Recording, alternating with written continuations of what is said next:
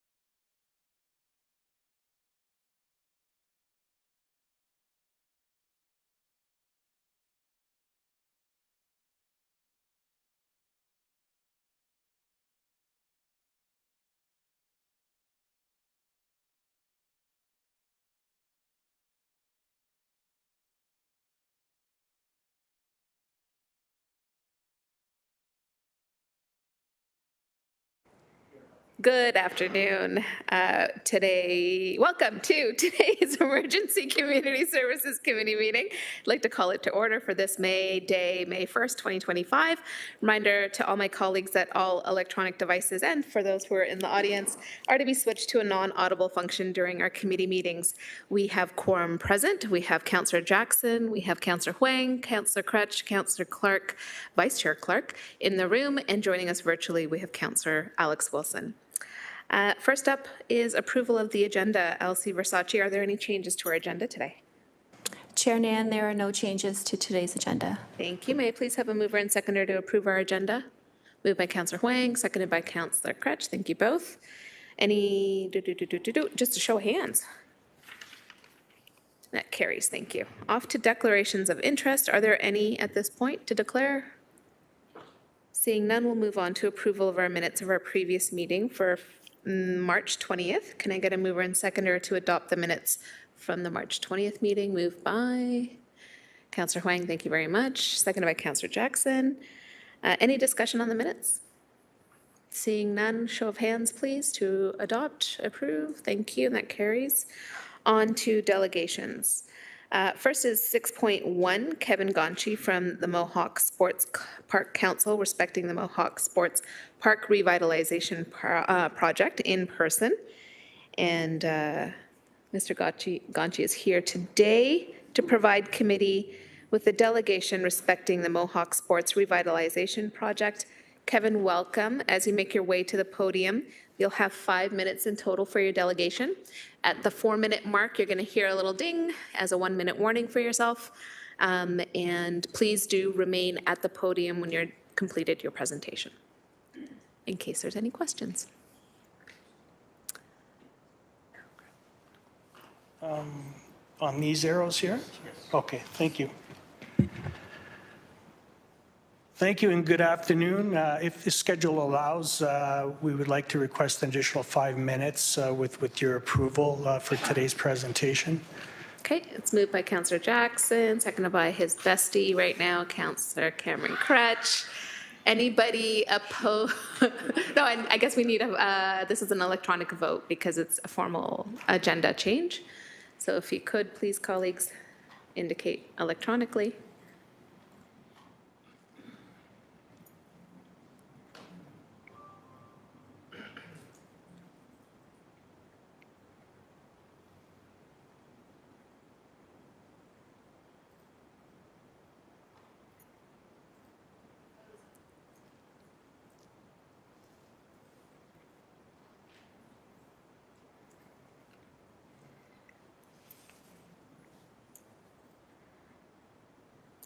And that carries.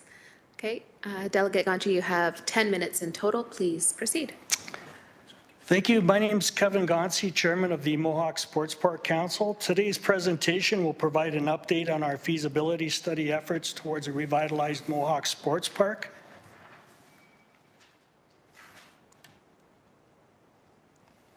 Specifically, we will focus on the results of our community engagement activities, which will serve as the foundation for our project needs assessment. Today's agenda also includes 2 key supporting documents. One is the community engagement summary, which will provide a high-level overview of our community engagement efforts, and 2 is a comprehensive economic. I'll use this one. Thank you. Thank you. Is a comprehensive economic impact analysis that was commissioned through Sports Tourism Canada. These documents, along with any updated project information, can be found on our organization's website.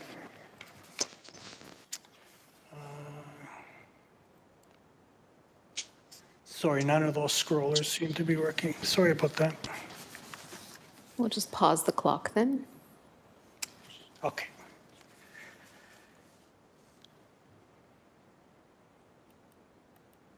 Our community engagement activities included community stakeholder meetings, online information sessions, public information events, and online surveys. Our community stakeholder meetings allowed us to meet with over 40 community groups and organizations that support a revitalized park vision for Mohawk Sports Park, which includes a proposed community hub development, We hosted over a dozen online public information sessions over the last year where we engaged with approximately 125 members of the community. We also participated in 2 public information events where we engaged with approximately 210 residents. The 2 events that we attended were the Hamilton Francophone Festival at Gage Park, as well as the Hamilton Challengers Accessibility Fair at Inch Park. The illustration here on this slide represents a dot board survey that requested community feedback on 3 key areas involving indoor facilities, outdoor facilities, and programs and services. I'm not going to go through all the results. The top 5 are captured here, and a more detailed look at the results of these 2 events can be found in the supporting material. In each category, the top 3 responses included an indoor running track, an all-season access to all-season public washrooms, as well as seniors programs and services. As well, we conducted or initiated an online survey platform. These are just some of the bullet points from the survey results. The survey period covered June to September 2024. We engaged a direct mail campaign with over 7,000 households, mostly in proximity to Mohawk Sports Park. Over 552 survey responses were received within this time frame. We identified 230 being distinctively Ward 6 resident responses, 94.4% support a community hub facility, 93.8% support municipal funding to build a community hub facility, 71.7% support a user pay system to access community hub facility, 65.5% feel that recreation facilities are extremely important to their quality of life, and the largest respondent group to these surveys represented seniors 55 and over. And finally, there was just about an equal number of gender responses between males and female respondents. Based on this feedback, the building components identified through the community engagement included community fitness center, child care center, sports medicine and physiotherapy clinic,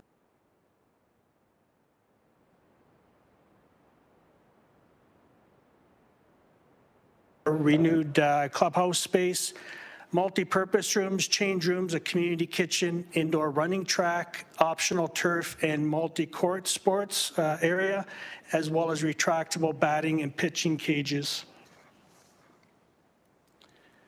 Looking at the requested or identified programs and services, I'm very pleased to announce through a recent initiative, a collaboration between the Hamilton YWCA and the Center for Women in Sports, looking to initiate a Center of Excellence for Women in Sports program within our community hub. This would help support the retention of girls within sports and recreational programs, as well as foster leadership development for women in leadership positions within sport organizations. As well, under the program and service model, we're looking at supporting a regional high-performance training center, adopting a similar municipal fee waiver system for those who may require financial assistance, utilizing a bilingual service model. We'll be heavy on adaptive sports programs for children with disabilities, seniors active living programs, childcare and after-school programs, Francophone Center, Indigenous cultural space, supporting a sports tourism ecosystem, and supporting a park-wide improvement plan that will support the long-term sustainability of the park. I'd also like to point out our recent efforts to engage with area Indigenous communities who have identified potentially implementing Indigenous winter skills programs through the park during the winter months, as well as identifying tentatively sufficient floor space within our proposed facility, as well as the outdoor green space that will support Indigenous ceremonies and celebrations. This is an example of a typical community program schedule we hope to implement within the facility operations, 7 days a week operation. Quite typically, community events or activities that are quite popular include pickleball, badminton, seniors active living programs, childcare, arts and crafts program. As well, the other aspect to this, and as a number of you know as well, creating a barrier-free and inclusive social environment for people to interact. One thing we took away from the impacts of the COVID pandemic is people who face social isolation. So just the benefits of having access to inclusive green space as well as public facility space to socially engage and meet with other people is beneficial as well. We also recognize that our project could be a catalyst for the long-term sustainability of the park by promoting or supporting proposed ancillary projects. Some of these projects could include outdoor batting cages, an accessible playground structure adapted after the Jumpstart Foundation model, renewal to the existing softball facilities, installation of accessible pathways and ramps, installation of an accessible multi-sport court area, and enhancing park-wide security features such as shade structures, lighting, drinking fountains, and installations of bench seating, which were all received through both community as well as organizational feedback. We also recognize Mohawk Sports Park's heritage significance to Indigenous communities as being located along the historic Mohawk Trail system, which was an earlier route of travel throughout our region. Our group is committed to open dialogue and invites Indigenous communities to participate in the planning process and benefit from our new and inclusive public space. This engagement process has been made possible through the City of Hamilton's Indigenous Relations Office, which we would like to thank. Looking at the economic impact analysis that was completed by Sports Tourism Canada, there were three broad categories that were assessed. The construction of the proposed community hub facility would generate over $227 million of economic benefits. Annual operations would contribute over $5 million of economic benefits, and having the capacity to host major events and competitions annually will create anywhere from $3 to $6 million in benefits.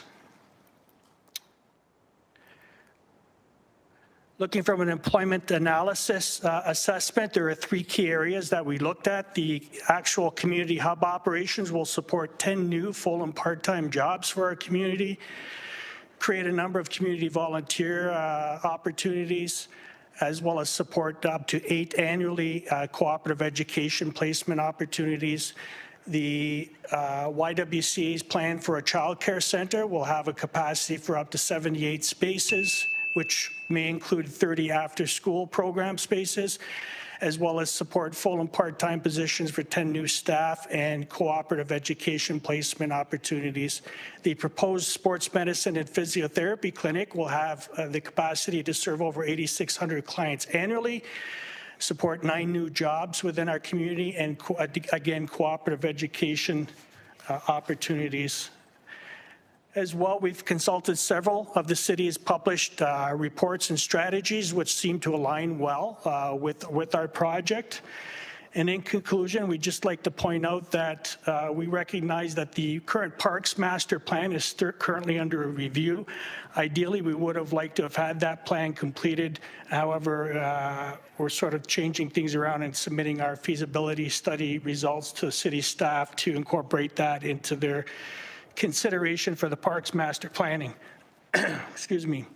We believe that assessing our project solely through a recreational lens will not accurately reflect its full potential. It should be viewed more as an opportunity to create a new sports infrastructure asset, which is capable of providing extended benefits to the community.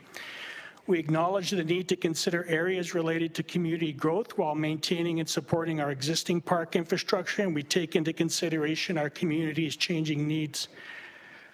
We acknowledge that additional discussions with municipal staff and leaders, as well as residents of our community, are essential for making an informed decision. We also recognize the significant economic benefits and job creation that our project will deliver. The establishment of a new sports tourism ecosystem, as highlighted in the economic impact analysis, will significantly enhance our long-term sustainability of this vital park asset. It can also lead to potential hosting opportunities, enhance our position for future bids for major events and competitions. Before I finish, I neglected to introduce Mr. Tom Edwards in the gallery, who's here. Tom's a past president of the Hamilton Hornets Rugby Club, which is based at Mohawk Sports Park, and is also a member of our project steering committee. Thank you for allowing us to make today's presentation. Our group hopes to return later this month to provide the results of our completed feasibility study, which will include an overview of our business plan, funding analysis, and operational management plan. Thank you. Thank you so much for your delegation and the thorough presentation to committee. First up on the speakers list, we have Councillor Jackson. Thank you, Chair Nan, and good afternoon, and thank you very much, Kevin. If anybody wants to know how to conduct a most thorough, comprehensive process on any project, I don't know if Kevin has a consulting firm or not. I'm being both respectful and a little bit facetious, but Kevin, always impressed with how strong you are on process, and today's presentation exemplifies that further. Can I just ask, every update that you have, including today's, because as you know, Kevin, when you first presented at Chair Nan last fall, we both received and referred unanimously after many questions your proposal to Acting Director Steve Savor. So every step along the way, since you're now in the hopper for a full review by both Recreation and the Mohawk Sports Park master plan that's underway through Director Cynthia Graham, are you submitting every update that you have, such as the information here that you've provided us today? Through you, Chair Nan, please. Thank you. And through the chair, yes, that's correct. So the information that was presented to you today was already discussed with staff. The process will be meeting with them to go over the final results of the completed feasibility study, which I think will provide the bulk of the information that city staff wish to look at with regards to our proposal. So yes. Excellent, Kevin. I'm curious, Kevin, when one of your slides, page 59, would you support the community hub facility? 94%, awesome. Further question though, would you support municipally funded community hub? And it's still pretty strong around the 90% mark. I would have to say that that's good to hear on paper. Your 7,000 household survey distributed. Thank you for laying the groundwork and foundation for community engagement at this time. As you know, Chair Nan, I will be at the appropriate time hosting my own town hall meeting for any and all of my 40,000 residents that I'm honored to represent at a future meeting. And this would be obviously a pinpoint presentation with my office, because I know my community would be looking to their ward councillor to have an official town hall meeting. But Kevin and the community hub have laid the foundation with beginning this engagement. 230 Ward 6 residents, not a bad start, 3% of the 7,000 households. But I'm curious, Kevin, again, to the municipal funding aspect, because you know that city staff have brought forward Winona, Glanbrook, and Flamborough as 3 areas that are void of having proper recreational facilities. And all my colleagues around this table with existing facilities are struggling to upgrade them so that they meet current code and greater capacity for more people that want to engage. So could you elaborate in terms of your respondents saying that, yeah, they're happy to put their tax dollars towards this hub? Through the chair, thank you for those observations. We fully realize that surveys provide, I wouldn't perhaps say superficial, but provides us guidance with regards to the community perception and of a need. And that often doesn't align with limitations on municipal budgets and other priorities. That's why our committee is is firm in our commitment to make this a fiscally responsible project. It's not going to be a mega project. I can tell you we've been approached by outside groups to try and make this into a mega project, but we've talked about keeping it conducive to the green space, but also within a reasonable budget. And through our works together, Councillor, up at Ray Lewis Track with regards to the improvements of there, you know that we're quite aggressive insofar as finding alternative funding strategies. You have been. And even though our approach to this project, as past projects, will probably resemble a multi-party funding contribution model, which would include each level of government, we don't overlook the value of the potential land contribution and anything else that can be identified as in-kind contributions above and beyond the fiscal contribution. So bottom line is our expectation for a fiscal ask will be minimal to none, depending on how we're able to pull in funding support from the higher levels and alternative sources. And I just want to touch upon one point and just re-emphasize as well, as I mentioned in my presentation, I'm fully aware of the need for recreation infrastructure in the outlining areas of our community, and I fully support and endorse. I was a kid who grew up in the north end of this city who benefited from recreation infrastructure programs and the SUPI programs, and I think it's a positive benefit to our community as well.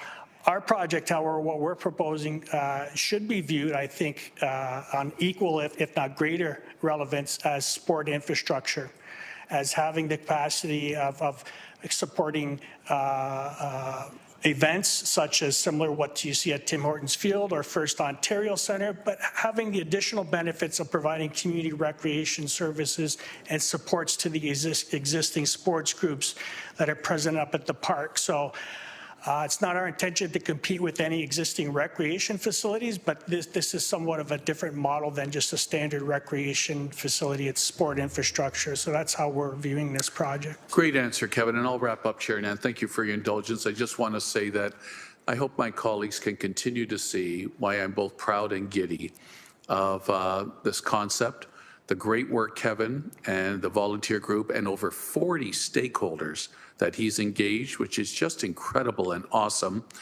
Obviously, if this ever came to fruition, which is my hope, that it'd be a citywide benefit, but I'd be triply proud of the fact that it would be at the 141-acre Mohawk Sports Park. Thanks, Kevin. We'll keep in touch. Thank you, Chair Nan. Thank you, Councillor Jackson. Nobody else is on the speakers list, so thank you again for your presentation, for the responses to the questions. And at this point, I guess we need a mover and seconder to receive the delegation. Moved by Councillor Jackson, seconded by Councillor Huang, and show of hands. That carries. Thank you. Thank you. Next up is, item 8.1, HSC 18026B, which is Group Purchasing Services Citywide Report. May I please get a mover and seconder to put the report on the floor? And then we'll call up our Director of Long-Term Care and Senior Healthy and Safe Communities, Director Holly Edwardi, to provide the overview. So first, a mover and seconder. Thank you, Councillor Huang, seconded by Councillor Jackson. Thank you. Over to you, Director. Through the chair, thank you. So this report is requesting approval to move forward with the Policy 11 to support the continuance of CPS, to support Macassa Lodge, Wentworth Lodge, Recreation Division of the Kings Forest Golf Club, Sackville Senior Center, and the Red Hill Family Center, and to support laundry and linen as well at Macassa and Wentworth Lodges into May 30th of 2030. We have been using CPS for the past 25 plus years, and approximately 2 years ago we came to council asking for approval to do a market scan over the past couple of years to determine if there was other vendors that we should be looking at to do services with. Through that market scan, and there were 4 other companies, with 2 that had responded, CPS and Silver Group. Through the analysis of the group, it was determined that CPS continues to offer the most value for the city and the taxpayer. Typically, the Macastle Lodge food is the largest sum of monies that we use with CPS at about $2.3 million that was spent in 2024. This is a Canadian company, and we are looking to continue with this company. We purchase approximately 35% or more of local food, that being Ontario, with that. And CPS recommended products is approximately 70% of Canadian purchased products as well. In each of our areas, we have the ability to purchase all Canadian products through CPS, with, again, food being the largest element of this contract. Through the Ministry of Long-Term Care, we receive $13.07 for residents, and CPS goes out to do all of the legwork for purchasing and lowering the prices of what we're able to bring forward for Macassa, Wentworth, and our other divisions for food. So this is the recommendation before us today for council. Thank you so much for that overview. Colleagues, the speakers list is open, and first up we have Councillor Huang. Thank you. So when we did the call out 2 years ago, and you said that there were 4 in the research world, but only 2 had bid, did we ever break up the services, or did we use that as a lump sum? Because CPS does a lot. So I was just wondering if we ever thought about breaking up certain aspects of it, so then that way we could go after smaller vendors that might not be able to offer the width and breadth, the wide berth of products and services that CPS offers. Through the chair, Holly O'Duarty, Director of Long-Term Care and Seniors. Sorry about that. So through our research, we will not receive a better price going the smaller route, and there's a number of other not-for-profit, charitable, and municipal homes that are going the route of the larger way through these group purchasing in order to be able to use their extensive, for this case, $2.4 billion of purchasing power to be able to decrease the cost to the people that participate in their contracts. Oh, okay. Second question then through you, Chair, is when would we do another sort of jurisdictional scan to look at other potential vendors at some point in the future? Through the chair, so the recommendation is for 5 years on this, and we would be looking at that about 2 years in advance of coming back to council with a recommendation for May of 2030, excuse me. Okay. Last question then through you, Chair, is could you explain a little bit about the risk management? And I know that it favored very heavily on your sort of rubric. So could you just give a little more sort of color to help me understand how that factored so heavily in your decision-making process? Through the chair, Councillor Wing, the risk management in terms of the tariffs, or risk management in terms of the products that are available to our divisions? Both. Let's start with the tariffs. So through the chair, CPS is a very transparent company who shares with us things that are happening. And when the issues with the tariffs came out, they shared immediately what they were doing in terms of products that any of their participants may be purchasing through the U.S. Again, 70% of the recommended products are Canadian products, and each of us have the ability to order all Canadian products. But again, being fiscally responsible, we look at what those costs are of where we're ordering them, and CPS regularly updates us on particular products and what those costs might be. So for example, pickles, there's a 25% tariff increase for that, and some of our residents do enjoy them. So our team is looking at, and that was an American opportunity, so we are looking at a Canadian vendor with an increased cost to be able to support our residents with that piece. The other element of the risk management piece is we need to make sure that we're in compliance with our Fixing Long-Term Care Homes Act legislation. And so with that, there are particular elements of food requirements that we need to ensure that we are supporting our residents with different diet textures. Thank you. Those are all my questions. Thank you, Councillor. I see nobody else indicating to be on the speakers list, so no further questions. It's been moved and seconded, and now to an electronic vote to approve the recommendations. Thank you, Director, for that overview. Vote is up.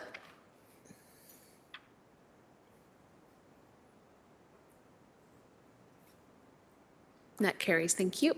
On to 8.2, HSC 25024, Long-Term Care Delegated Authority as it relates to Award 7 and 13. Mover and seconder, could I get Councillor Alex Wilson on the board and Councillor Jackson as the seconder on this one? And over to Director Edwardi to give another overview, if committee members would like it. Yeah, okay. Through the chair, Holly Edwardi, Director of Long-Term Care and Seniors. This particular report for consideration is really to allow the work that has been happening, but to be a little bit more specific as well as transparent. Some of the annual budget sign-offs include some of this information, but some of it that it wasn't so specific on that a job description might be including is sign-off on student agreements, research opportunities.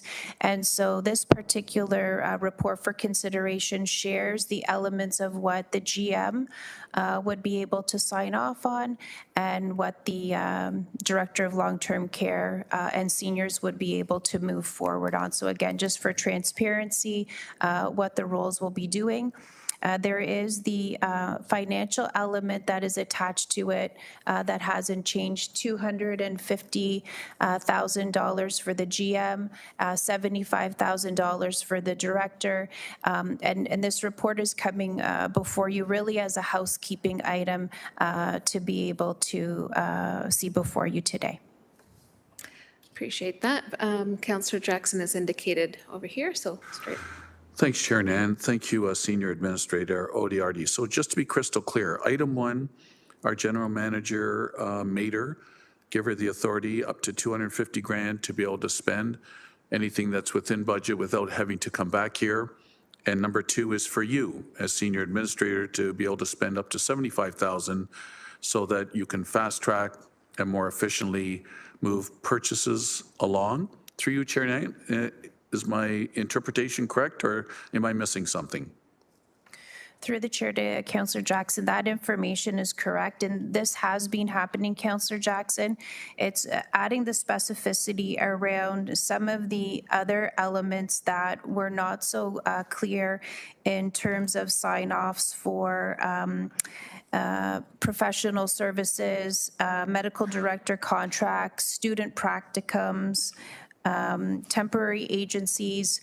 All of those were sort of not captured in a concrete way to be able to refer back to if legal were to say, where do you have the delegated authority? And we were able to find it in different places, but we wanted to make it all together in one report so it's transparent. And if there's any questions, we're able to reflect back to this. Also, you've listed all the items, data sharing, everything, dentistry services, medical director, software, basically transparently putting it all in front of us.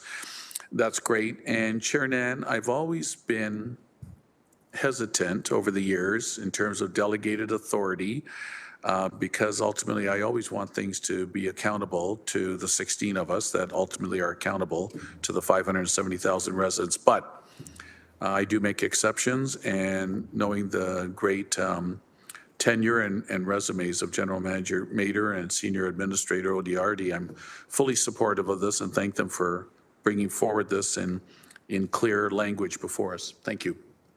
Thank you, Councillor. Councillor Clark. Thank you. Given what happened at Barton Tiffany, which I know is not on our agenda, but realistically, there was delegated authority used and we overspent significantly. So what oversight?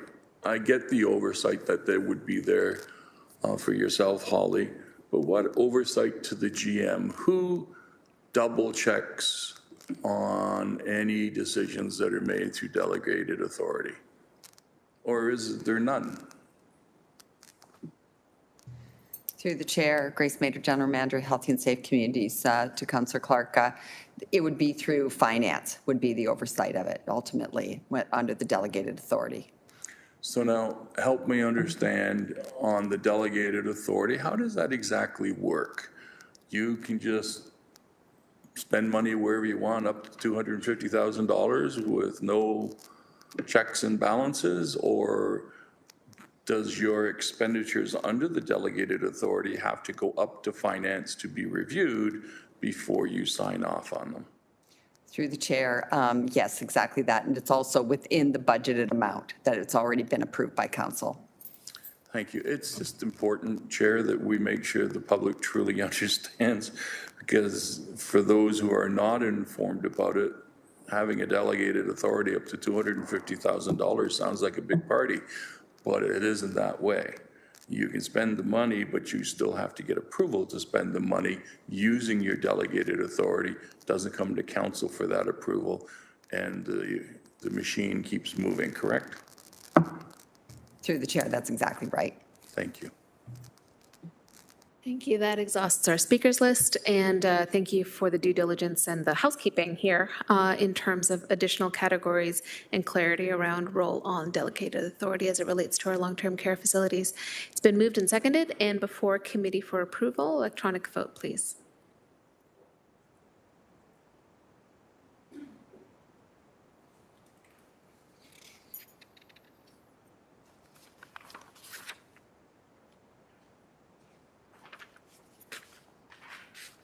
That carries. On to our last report of the day, although a fun one. HSC 25028, sole source of solar panel ambulance initiatives. Very eager first hand up by Councillor Huang to move it, seconded by Councillor Crutch. And I would like to call upon Chief Sanderson and Director of Paramedic Services and Cliff Eggleton, Executive Manager, Paramedic Services, to provide an overview of the report. So, Councillor Huang, I see that you want to be on the speakers list. You'll be the first one to ask questions once we get this overview. Over to you, too. Thank you, Madam Chair.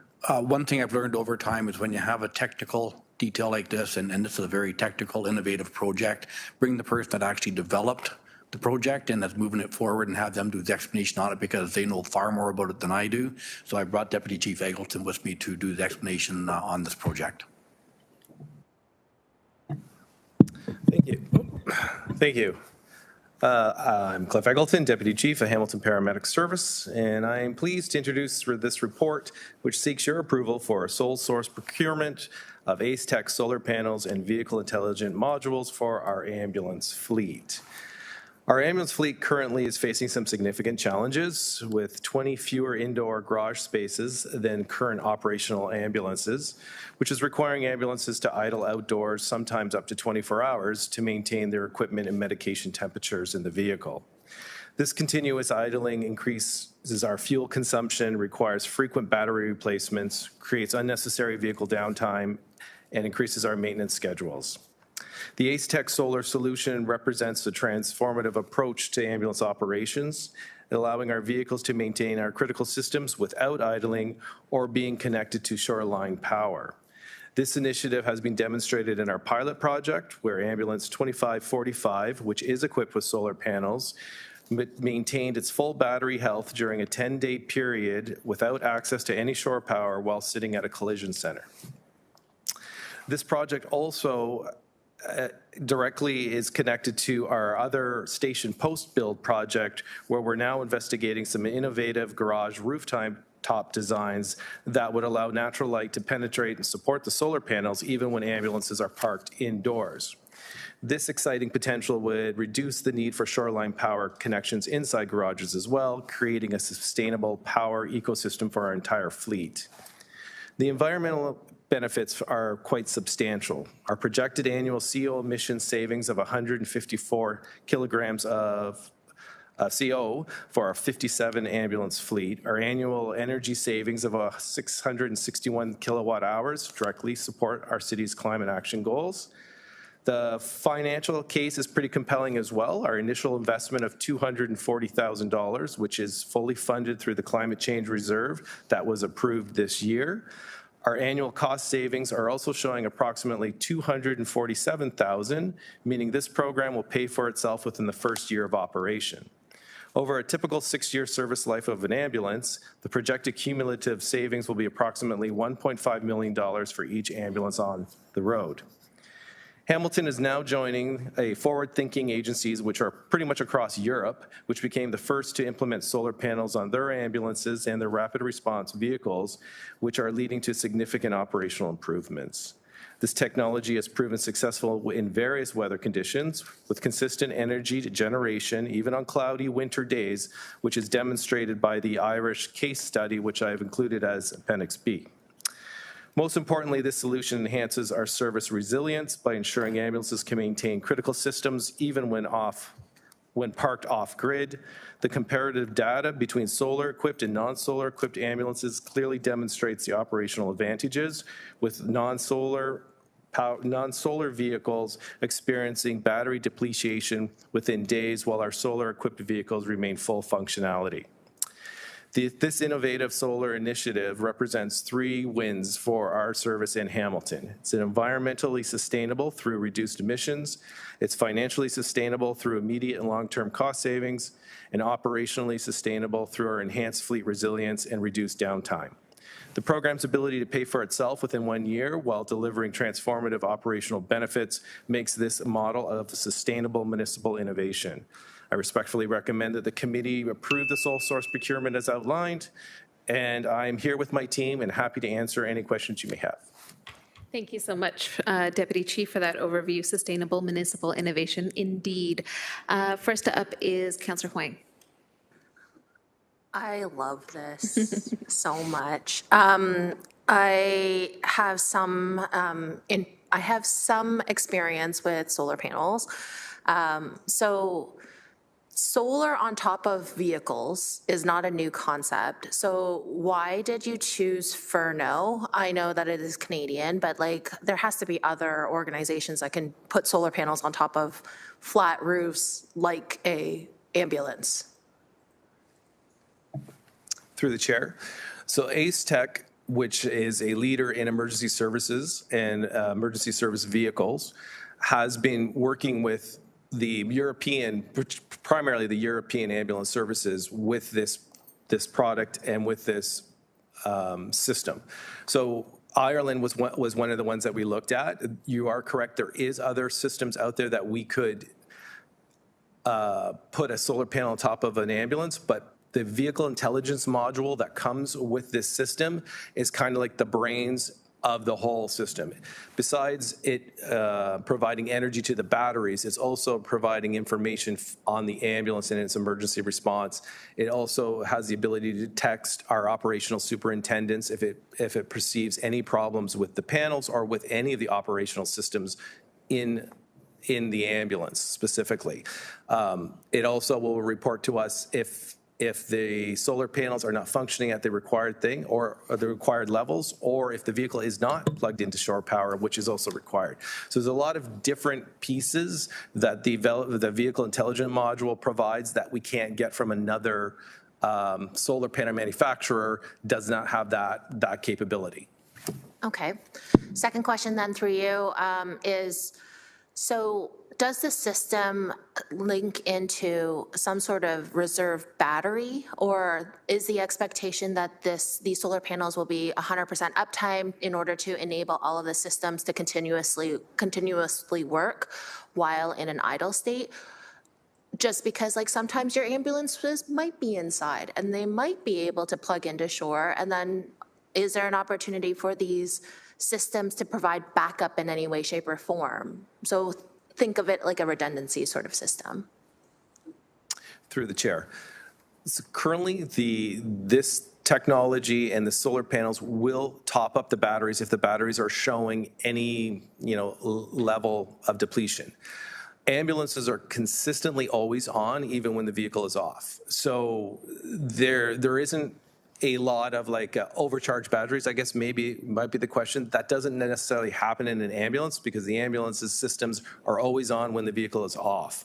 So on our pilot, when we've been watching it, we've never seen a battery get to the point where it's being overcharged. The solar panels continually will charge them. And of course, we have evening time where they stop. So we can't help that when the sun goes away, the system stops. And then that's when you would have some degradation of the batteries, but within that 12-hour period, it's not enough to hit any of the critical levels, and then as soon as the sun comes out, it goes right back up.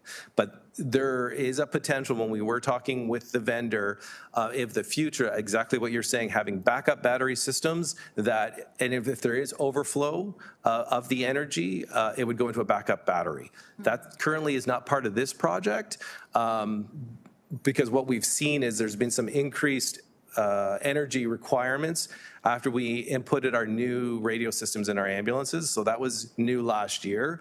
And the new radio systems that went in the ambulance are actually using more energy than the old system, which has been part of our problem where our batteries are depleting faster than they used to on an older style ambulance with an old style radio system. So the more technology we're putting in ambulances, which we are doing constantly, keeps sucking up more battery power. Smart ambulances need more energy. Yes, Chair, I have lots of questions, but I have one more question. Okay, go for it. How will this affect, say, the work routines? Because now with this added technology on top of the ambulances, how are we going to keep them clean? How are we going to make sure that chips don't happen on them? Because solar panels sometimes are not as durable as we'd like them to be. And so does this require additional HR resources that are specializing in solar panels? Like, how are we going to continue to maintain them to ensure that they're at their peak optimal efficiencies? Through the chair. Currently, with our pilot, we have had one of the ambulances that had a damage to a solar panel. Exactly kind of what you're describing. I think the ambulance was too close to a tree or something, and it pulled some wires out.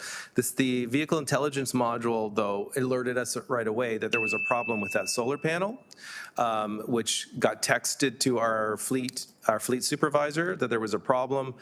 It wasn't charging at maximum. We couldn't figure out why. And yes, we do have a fleet supervisor who realized that there was a problem. ACE-Tech came, noticed it was the wires were ripped out because of obviously hit something. The solar panel itself is quite flexible. The ones on the ambulance, it wasn't damaged. In the scrapes, they're designed for scrapes and whatnot on the top. We changed our wiring on the solar panels specifically for potentially branches to be damaging them. And then the solar panels are what we are currently using are designed to only last the length of that ambulance, which is about 6 years. And then when the new ambulance it comes in, we put a new solar panels on the top, and they're about $950 each. Replacement value. Yes. Excellent, thank you.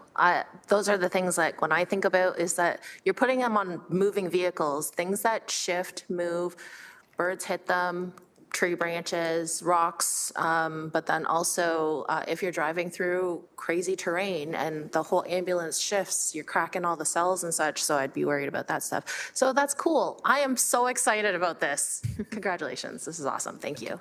Thank you, Councillor. Next up, we have Councillor Clark.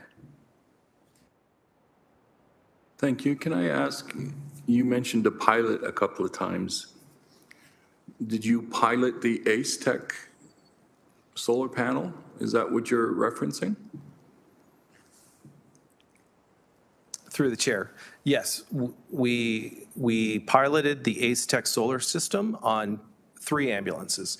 So we have 2 ambulances running with the vehicle intelligence module plus the solar panels, and with third ambulance is just running the vehicle intelligence module as our constant, and then we're comparing the data coming in with battery usage, critical battery failures compared to the solar panel ambulances. So that's what, when I refer to a pilot, that was the pilot. We've run that pilot for, I believe, about 9 months, maybe it's even a year now. Everything takes a little bit longer, but it's been about that amount of time. And did you pilot any other solar panel companies and their product? Through the chair, as previously discussed, there was no other system specifically designed for ambulances in the market that we could trial. That was also going to provide the feedback that we needed, because we needed specific feedback and data for the Climate Change Reserve Fund application. So the only way to get the funding through that process is we had to have detailed information and data coming from our solar panels, and there was no other option out there that we could use to demonstrate the usage. So we didn't have another option except for Ace Tech. And how old is Ace Tech, the company? I do have that information, unless, Chief, you know off the top. Through the chair, Mike Sanderson, Chief of the Paramedic Service. I'm not sure of the exact date that Ace Tech was incorporated, but they're an Irish company originally. They cover the entire Irish ambulance fleet for the NHS Ireland. And I believe they've been in service in Ireland since the early 2000s. I know that the module that they're referring to, not the actual solar panels, but the intelligence module that Cliff has referred to, that's being used in about 46 other ambulance services in the province. This is linking the solar panel into that process. So they've been in Ontario since at least 2010. Thank you for that. And when you indicated that you only piloted that particular company because there were no other companies available, how in-depth of search was it?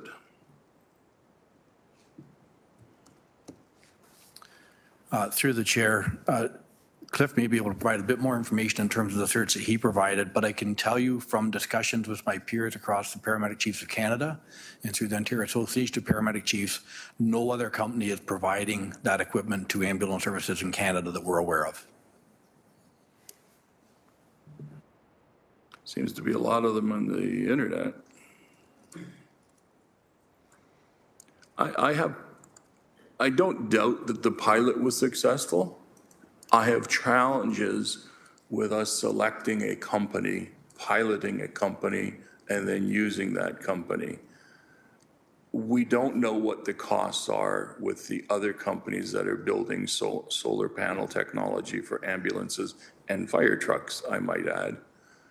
And there's a few of them out there. And so I continue to resist the single sourcing that is happening in the city. We seem to be constantly going to Section 11, and it's a workaround from any type of real competitive bidding. And I have challenges with that. Had we done a competitive bid and nobody could provide the product, then you could say, not only did we pilot this product, but we looked and there was no one else that could provide us what we wanted. But we didn't do that.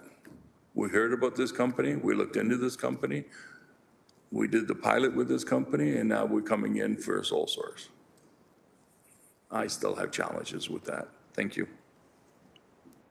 Thank you, and that exhausts our speakers list. No further speakers, so it's been moved and seconded and before committee for electronic vote.